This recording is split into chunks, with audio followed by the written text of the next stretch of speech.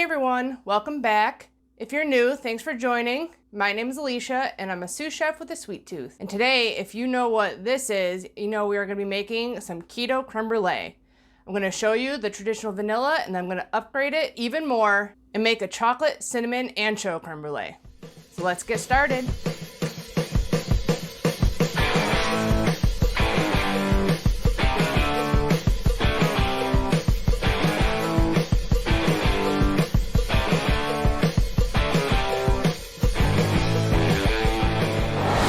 I got my oven preheating to 325.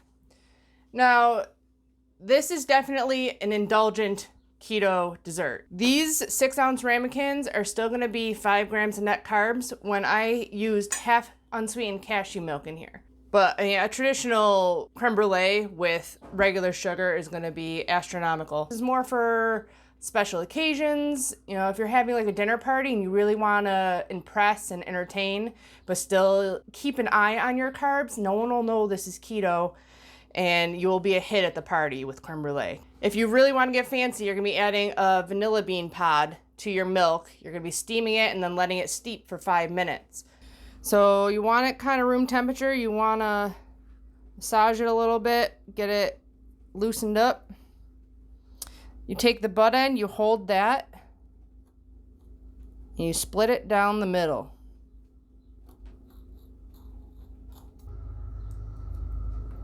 And then you take the inside, you lay it down, and you scrape. And these here are all your vanilla beans. So you want to put all those in there. Scrape the other side. You know, you're going to drop your pod in along with your seeds.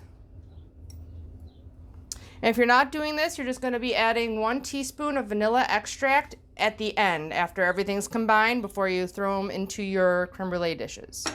Now we are heading over to the stove. You want this just over medium heat and you're just looking for a little bit of steam and bubbles coming up. And then you're going to let it set for 5 minutes to let the vanilla bean infuse into your cream and cashew milk. You got the little bubbles, a little bit of steam coming up. Okay, turn that off. I am going to turn on my kettle because you need boiling water to bake these in a water bath. I got 5 egg yolks and the ½ cup of sugar. I'm just going to beat this for about a minute. You're just looking for it to be a little bit paler than when you started. You're going to be tempering your egg and sugar mixture. You want to whisk and pour in. Make sure you get the sides. Pour it right back in because we are going to strain it right back into this bowl. Get our vanilla bean out.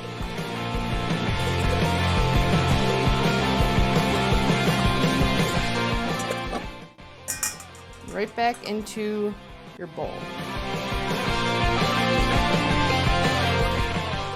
Make sure you get all that delicious vanilla beans that are at the bottom.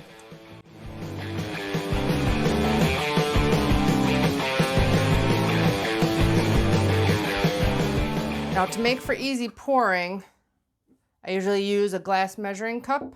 The strainer also helps get rid of some of the bubbles. You can also let this sit for a little bit if you don't want the bubbles in there.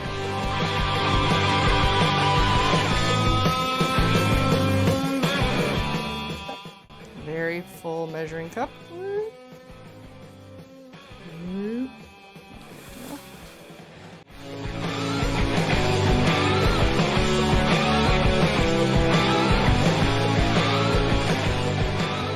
A lot of your vanilla beans will be at the bottom. Try to distribute them evenly at the end. Okay, water is ready. You're going to carefully pour your water in. You do not want to splash into the creme brulees at all.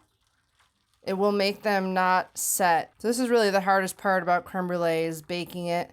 The rest is pretty simple. Okay, so just halfway up on the ramekins. I'm going to pop these in the oven.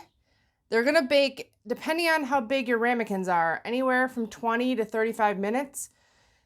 I'm going to put them in for 15, turn them, and then set it for about 10 and see where we're at. I have all the recipes down below. I even have a 1 6-ounce portion of creme brulee if you just want to make one for yourself. And I just put the macros for the entire batch. And depending on the size of your ramekins, you can do 5 ounces, you can do 4-ounce ones. They sell 6, they sell 2 cups, they sell tons of different sizes. However many you make out of the batch, you're just going to divide all the totals. And that's how you're going to figure out how many carbs your creme brulee is. Now, while that's baking, we're going to get on to the chocolate ancho chili creme brulee recipe. And we're doing the same process as the last one, but we're adding in the Lily semi-sweet chocolate chips, and we are adding in a cinnamon stick, which I lost, right into our heavy cream and cashew milk. Now, this is even a bigger batch recipe. This recipe actually came from a pastry place I used to work that is no longer open, but not because of their desserts. The desserts were delicious. I'll probably be doing a couple other ones. They had a chocolate cinnamon Heath gelato, which I don't know how I'm going to make Heath yet, but I'm going to try. But the good thing about creme brulee mix is that you can bake off a little bit at a time and keep the rest in your refrigerator. The cooking times are going to change depending on, the temperature of the mixture, of course. You might need to bake it a little bit longer. But I'm actually only going to bake off one big one for me and my boyfriend to share right now. But I wanted to show you guys the entire recipe. You can always cut these recipes in half or in thirds. This I found in the Mexican aisle of Wegmans, which if you're not from the Northeast, I don't know if you have Wegmans, but you can definitely find them at Whole Foods or even a Trader Joe's. All you have to do with this, you got to cut it in half and you got to take out the stem. You're going to be putting all the seeds in here because you're just going to strain them out later. Now, if you're thinking, why would you put chili in a creme brulee? It doesn't really make it super spicy. It gives it a little bit of heat and it just sets off the chocolate flavor with the cinnamon. It just goes really well together. And all your guests will be impressed if you break this out at a dinner party or something. So you're just carefully taking out the stem. It comes out usually in one piece. You can leave those seeds there. And then you're going to pop this whole thing into your cream mixture. And you're going to do the same thing you did with the vanilla. You're going to let it steep for 5 minutes after it comes to a simmer.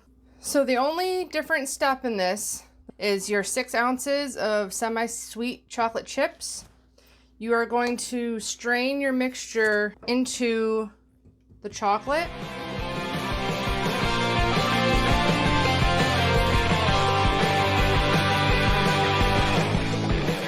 That smells delicious. The cinnamon in there. You're gonna let that sit for a couple minutes, and while that's sitting, you're gonna whisk your egg yolks with 1/3 cup of the granular monkfruit sweetener.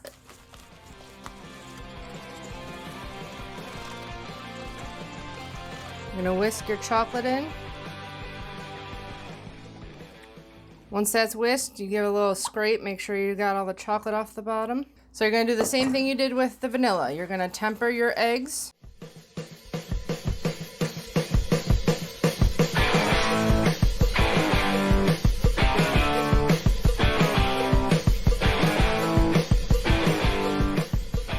We had some chocolate bits in there, so I just put it back into the warm cream and mixed it up a little bit. Get all those back into our milk. So like I said, I'm only going to bake one of these today. This base will last over a week in your refrigerator. So I just put it in a nice airtight container. I'm going to let it cool on the countertop for a little bit and then throw it into the refrigerator. Here are the creme brulees out of the oven. You just want them set. We're going to let these cool for about 5 minutes in the water bath, and then we're going to take them out, let them sit at room temp for about 30 minutes, and then we got to pop them into the refrigerator for at least 2 hours, but preferably overnight. Okay, I got my single chocolate ancho creme brulee here. I'm going to put some more water in here to fill it to halfway up. I'm going to pop this in the oven. It's probably going to take about 30 to 35 minutes.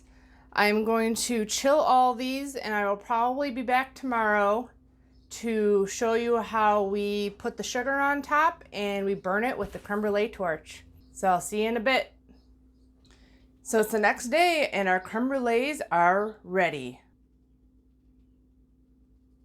Now, the actual hard part about creme brulee is actually not making it keto. It is knowing when to pull them out of the oven. And that's true with any creme brulee, not just keto creme brulee. So I actually misspoke earlier. It's actually 30 to 40 minutes to bake your creme brulees. And I actually should have kept the vanilla ones in the oven a little bit longer. So you want to take it about 5 minutes past this, and you want to make it look like this. The chocolate creme brulee turned out perfect. Even though these aren't baked quite enough, I'm going to show you how to burn them in 2 different ways. I prefer the golden monkfruit sweetener. I tried all the different sweeteners I have. I have like 5 different kinds of sweeteners. I'm going to show you 2 ways. One with my creme brulee torch that I grabbed from work, and also with the broiler. In case you don't have one of these, I did do one under the broiler and it turned out perfect. It was a little bit warmed up from the oven. If you do that ahead of time, you can let them sit for like an hour before serving. So you can say you can do it before dinner, and then that way after dinner they will be ready to go. And I'm only going to try the chocolate one because that's the one I really want to try. So these are each 5 grams of net carbs, and still one of these is easily split between 2 people. This one's 7.25 grams of net carbs. It's like an 8-ounce creme brulee. So you take some of your, I got my golden monk fruit here. Sprinkle it on top. Shake it a little bit. Spread it out. Do a little bit more around the edges. I also have my broiler preheating for the other way to do this. So this is just a butane torch. You can find them on Amazon. And the trick with this is just going slowly. You want it quite far away. Melt the sugar.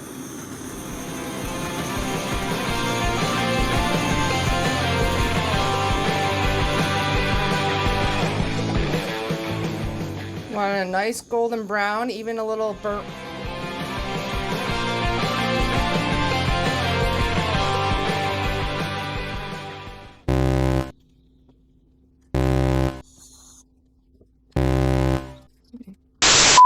Gotta switch torches. Apparently that one has a safety on it that when it gets too hot, it turns off on you. We just need a little tiny bit more on here, not too much.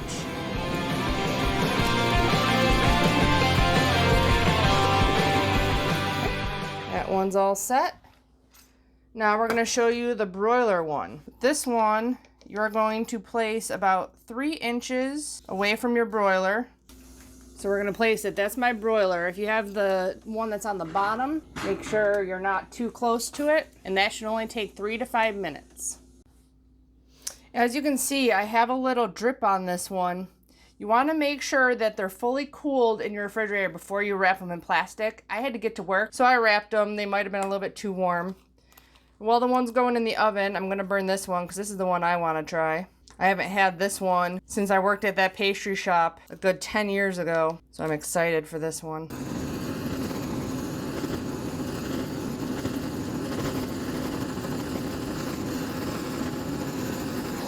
The little burnt spots, they are burnt, but they give a nice bitterness to how sweet your creme brulee is. Let's check on the one in the oven. Oh, it is done.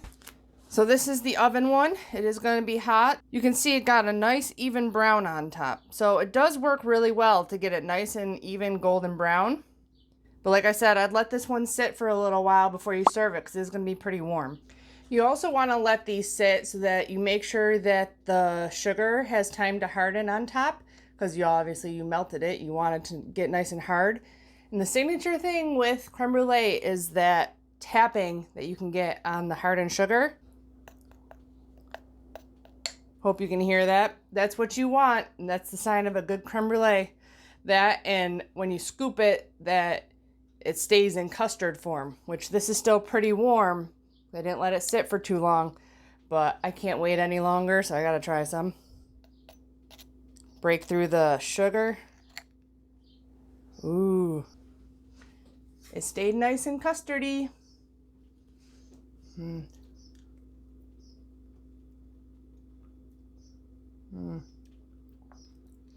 Still really warm, even throw it in the refrigerator for a little while. But you get a little bit of spice on like the back of your throat from the ancho chili. A little bit of cinnamon sets off the chocolate flavor. Oh, it's so good. My boyfriend might have to fight me for this. I want to try some that's not too warm, so I'm going to try to get down to the bottom. Definitely be better cold. Nice and creamy though. Like I said, this is a really decadent dessert, and you'd impress anybody with it. So I hope you guys learned something from this creme brulee video. It's definitely, like I said, it's super simple to make it keto. Creme brulee is just a little bit of an intimidating dessert for most people. I hope that I gave you some tips and tricks to make sure that your creme brulees come out perfectly in the future. I will probably be back soon with some other more chef-like pastries that might be intimidating to some and making them keto for me to enjoy. Like I was thinking doing cream puffs or eclairs. So I hope if you like this video, you'll hit that thumbs up button down below. And if you're new and you enjoy this content, please subscribe, hit the bell. I'm hopefully going to be going live some Monday nights to cook some keto dinner. And hopefully I'll see you guys soon. Bye.